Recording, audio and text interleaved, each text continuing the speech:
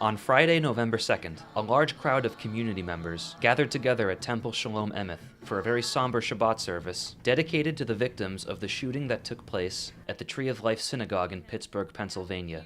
The man responsible for this hate crime has had a history of anti-Semitism, killing 11 innocent people and wounding 3 police officers. This week's service was a stern reminder of faith and unity. Rabbi Susan Abramson and State Representative Ken Gordon both said not only was it an attack on the Jewish community, but an attack on all people.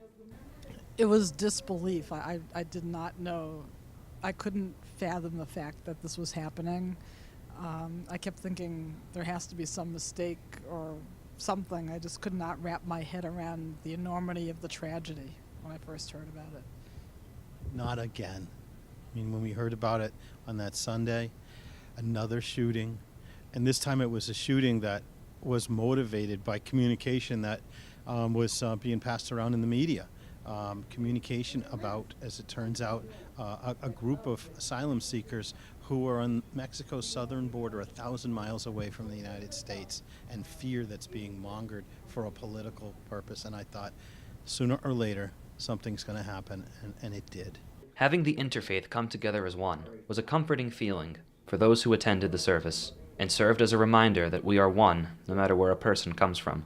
I can't begin to tell you how comforting it is when people are grieving. In Judaism, we have something called sitting Shiva. It's 7 days of mourning in which the people who are grieving aren't doing anything. All they do is have other people come to visit them and to be with them, and not necessarily to mourn and to cry, but also to laugh and to remember. Everybody came here for us and to support us, and it really means a lot to everybody here. And I had several members of the congregation come up to me and they said they feel a lot better now, that they were feeling hopeless and they now have hope.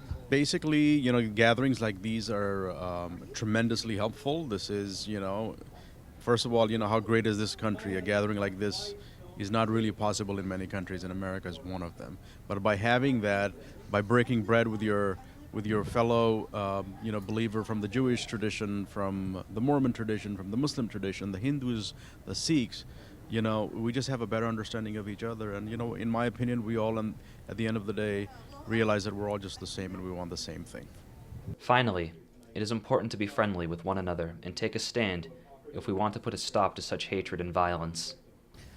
Well, we need to be nice to each other. We need to treat each other with respect and kindness and compassion, no matter what our political opinions. We need to just view each other as all made in God's image and treat each other as if we are all equally human and equally worthy of respect and dignity.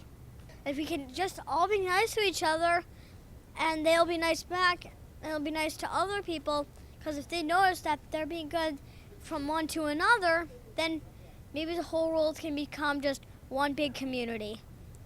Put your feet in other people's shoes. From Temple Shalom Emeth, I'm John Vias for BNEWS Weekly.